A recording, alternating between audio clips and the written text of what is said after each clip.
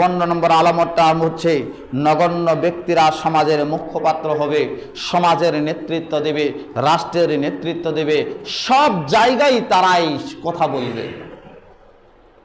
আজকে member chairman থেকে শুরু করেন, এমপি মন্ত্রী থেকে শুরু করেন, দেখবেন বাহ্যিক দৃষ্টিতে শিক্ষিত, কিন্তু কোরআনুল কারিমের থার্মোমিটার দিয়ে যদি আপনি পরীক্ষা করেন তার মতো গণ্ডমূর্খ আরেকটাও নেই, তার মতো মূর্খ আর কেউ নাই।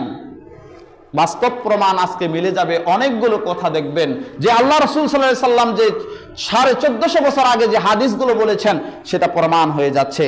আল্লাহ রাসূল সাল্লাল্লাহু আলাইহি ওয়াসাল্লাম কি সুন্দর চমৎকার ভাবে বলছেন, ইন্নাহা সাতাতি আলান নাসি সিনুনা হাদ্দা। আল্লাহ রাসূল সাল্লাল্লাহু আলাইহি ওয়াসাল্লাম বলছেন, নিশ্চয় মানুষের উপর হঠাৎ প্রতারণার যুগ আসবে, প্রতারণার বছরগুলো আসবে, মানুষকে ধোঁকা দেওয়ার বছর আসবে। তখন কি করবে? আল্লাহ রাসূল সাল্লাল্লাহু আলাইহি ওয়াসাল্লাম বলছেন, ইউসাদ্দাকু ফিহাল কাযিব। সেই সময় মিথ্যাবাদীকে সত্যবাদীতে পরিণত করা হবে, সত্যবাদী মনে করা হবে। ওয়ায়ুকাজ্জাবু ফিহাস সাদিক। আর যারা মিথ্যাবাদী, যারা সত্যবাদীকে মিথ্যাবাদী মনে করা হবে আর মিথ্যাবাদীকে সত্যবাদী মনে করা হবে। সত্যবাদীকে মিথ্যাবাদী আর মিথ্যাবাদীকে সত্যবাদী পরিণত করা হবে, মনে করা হবে। সে সময়টা এসেছে কিনা একটু চিন্তা করুন। দ্বিতীয় নম্বর বলছেন, ওয়ায়ুতামানু ফিহাল খাইন।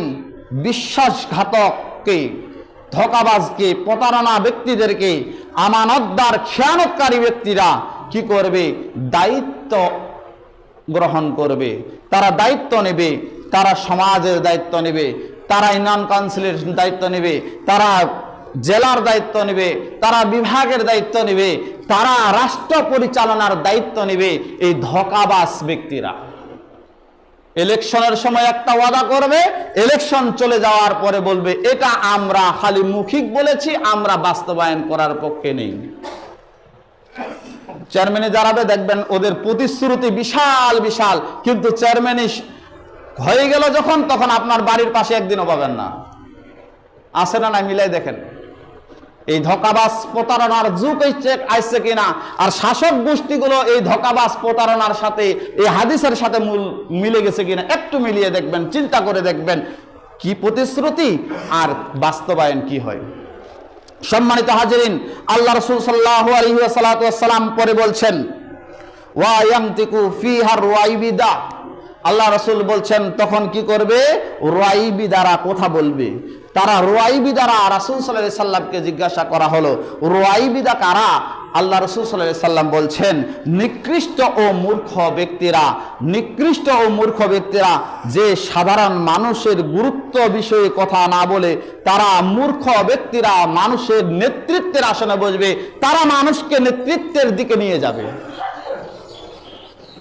ইবনে মাজাহ, গুগলে সার্চ দিতে পারেন, মোবাইলে দেখতে পারেন, হাদিস নম্বর 4036। 4036 এই হাদিসটি কি বর্তমান সময়ের সাথে মিলছে? আল্লাহ রাসূল সাল্লাল্লাহু আলাইহি ওয়াসাল্লাম বলছেন, এই ধোঁকাবাজ ব্যক্তিদের সাথে যারা থাকবে, জালেমদের সাথে যারা থাকবে, মুনাফিকদের সাথে যারা থাকবে, তারা আমার উম্মত নয়। সুনানে আবু দাউদ। এখন আপনার সিদ্ধান্ত আপনি গ্রহণ করবেন। আপনি ধোঁকাবাজ ব্যক্তিদের সাথে থাকবেন, মুনাফিক ব্যক্তিদের সাথে থাকবেন, প্রতারণাকারীদের সাথে থাকবেন, না একমাত্র আল্লাহ সুবহানাহু ওয়া তাআলাকে যারা ভয় করে ওই ব্যক্তিদের সাথে থাকবেন।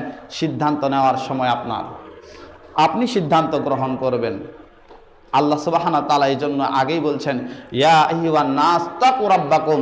হে বিশ্বাসীরা তোমরা, হে ঈমানদারেরা, হে মানুষেরা, তোমরা আল্লাহকে ভয় করো, তোমরা আল্লাহকে ভয় করো, তোমরা আল্লাহকে ভয় করো। অনেক জায়গায় বলেছেন। সম্মানিত